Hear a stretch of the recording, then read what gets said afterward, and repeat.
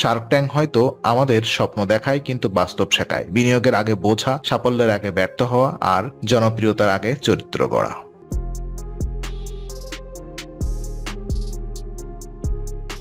আপনি কি কখনো ভেবেছেন যে মানুষগুলো টিভিতে বসে কোটি কোটি টাকার ডিল করে তারা নিজের ব্যবসায় ঠিক কতটা সফল? শার্ক ট্যাঙ্ক ইন্ডিয়া ভারতের অন্যতম জনপ্রিয় ব্যবসা রিয়েলিটি শো, যেখানে একদল উদ্যোক্তা তাদের আইডিয়া নিয়ে আসে আর শার্করা অর্থাৎ বিনিয়োগকারীরা সিদ্ধান্ত নেন তারা সেই ব্যবসায় বিনিয়োগ করবেন কি না। আমরা দেখি তাদের দামি স্যুট, তীক্ষ্ণ ব্যবসায়িক জ্ঞান আর প্রতিটি কথায় ইনভেস্টমেন্টের সুবাস। কিন্তু প্রশ্ন থেকে যায়, এই শার্করা নিজের ব্যবসায় ঠিক কতটা সফল? তাদের কোম্পানিগুলো কেমন চলছে বাস্তবে? তারা কি সত্যি মিলিয়ন ডলার উদ্যোক্তা, নাকি এই সবই এক টেলিভিশন শো এর প্রযোজক, টেলিভিশন শো এর প্রযোজনার অংশ?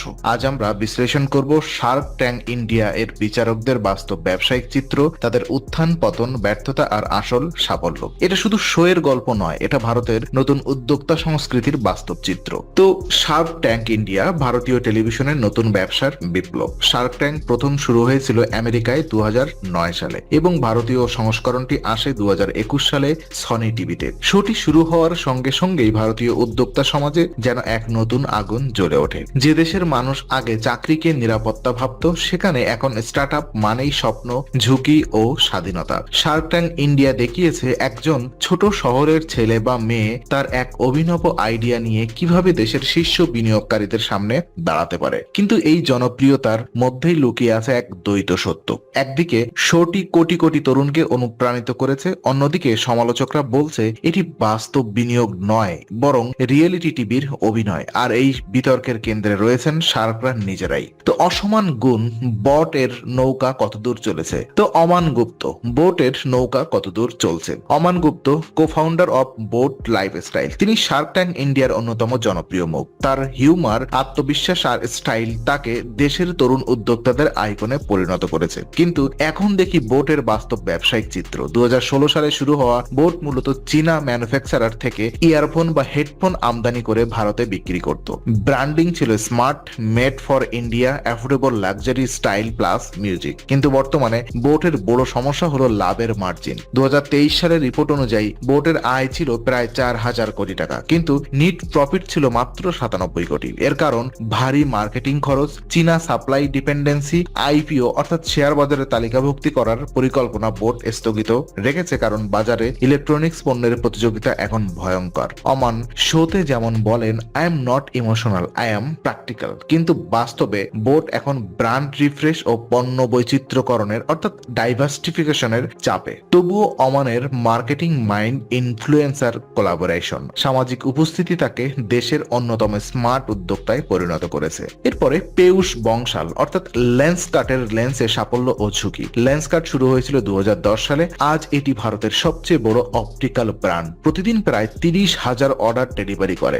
পেয়ুষ বংশাল বলেছিল, India needs affordable vision, not expensive brand. কিন্তু আপনি জানেন কি, লেন্সকার্ট এখনো লাভজনক নয়। 2024 সালের আর্থিক রিপোর্ট অনুযায়ী কোম্পানি 2,000 কোটি টাকার আয় করলেও ক্ষতি প্রায় 500 কোটি টাকার কাছাকাছি। তবে এই ক্ষতি আসলে বৃদ্ধির বিনিয়োগ। লেন্সকার্ট বর্তমানে দক্ষিণ পূর্ব এশিয়া, মধ্যপ্রাচ্য ও মার্কিন বাজারে বিস্তার করছে। সফটব্যাংক, টিমাসেক এবং কেকেআর এর মতো বিনিয়োগকারী সংস্থা প্রায় 4.5 বিলিয়ন ডলারের কোম্পানির মূল্যায়ন করেছে। পেয়ুষ নিজের ব্যবসা নিয়ে যেমন বাস্তববাদী, তেমনি শোতেও তার কথার গভীরতা তাকে অন্যদের থেকে আলাদা করে তোলে। তবে তার বিরুদ্ধে একাধিক সমালোচনাও আছে, যেমন লেন্সকার্টের গ্রাহক অভিযোগ, ডেলিভারি বিলম্ব এবং একচেটিয়া মার্কেট কৌশল নিয়ে। বাস্তবতা হলো পেয়ুষ বংশাল একজন সফল ব্যবসায়ী, কিন্তু তার সাম্রাজ্য এখনো লাভের রাস্তা খুঁজছে। অনুপম মিত্তল অর্থাৎ শাদি.com থেকে স্টার্টআপ রাজনীতি। অনুপম মিত্তল একজন প্রাচীন ইন্টারনেট উদ্যোক্তা। তিনি যখন শাদি.com শুরু করেন অর্থাৎ 2001 সালে, তখন ভারতীয় ইন্টারনেট ব্যবহারকারীর সংখ্যাই ছিল হাতে গোনা।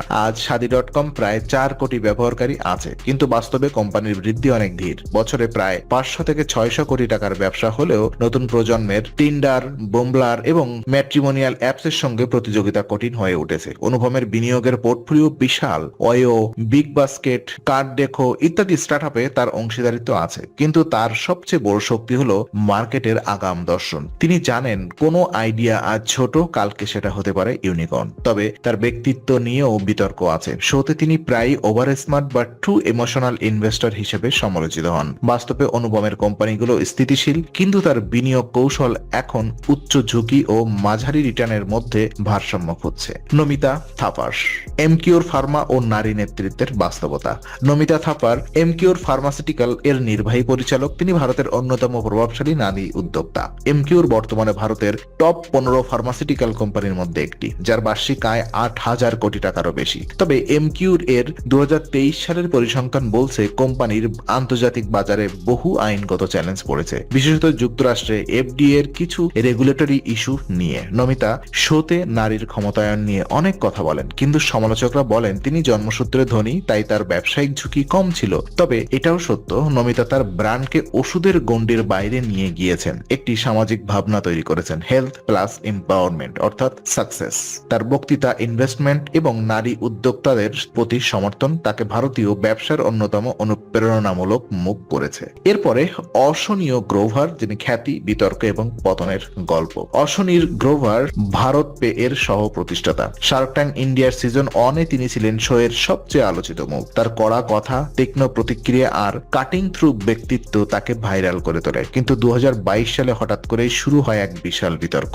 ভারত পে এর বোর্ড তাকে আর্থিক অনিয়ম ও দুর্নীতির অভিযোগে বরখাস্ত করে। এরপর তিনি নিজেই বই লেখেন, Doglapan, the hard truth about life and startup, যেখানে তিনি শো, মিডিয়া, এমনকি অন্যান্য শার্কদের সম্পর্কেও খোলাখুলি সমালোচনা করেন। আজ ভারত পে যদিও এখনো বাজারে টিকে আছে, তবে অশনীর নিজের নতুন ভেঞ্চার থার্ড ইউনিকর্ন শুরু করেছেন। তার ব্যবসায়িক মনন অস্বীকার করা যায় না, কিন্তু তার ইগো ও সংঘাত তাকে পিছিয়ে দিয়েছে। অশনী একবার বলেছিলেন, মেনে পয়সা কো বিজনেস হো, ইমোশন কো নেহি। এই এক বাক্য তার চরিত্রের নিখুঁত প্রতিফলন। তো বিনিয়োগের বাস্তবতা, সত্যি কি শোতে হওয়া ডিলগুলো কার্যকর হয়? এই প্রশ্ন অনেকের মনে। শোতে যে ইনভেস্টমেন্টের প্রতিশ্রুতি দেওয়া হয় সেগুলো কি সত্যি কার্যকর হয়? 2023 সালে একটি রিপোর্ট অনুযায়ী শার্ক ট্যাঙ্ক ইন্ডিয়ার সিজন 1 এ মোট 67টি ডিল হয়েছিল, যার মধ্যে মাত্র 27টি বাস্তবে সম্পন্ন হয়েছে। কারণ ডিউ ডিলিজেন্স ব্যর্থ হওয়া, কোম্পানির ভ্যালুয়েশন বাস্তব না থাকা, অথবা বিনিয়োগকারীর মন পরিবর্তন। অর্থাৎ শোতে দেখা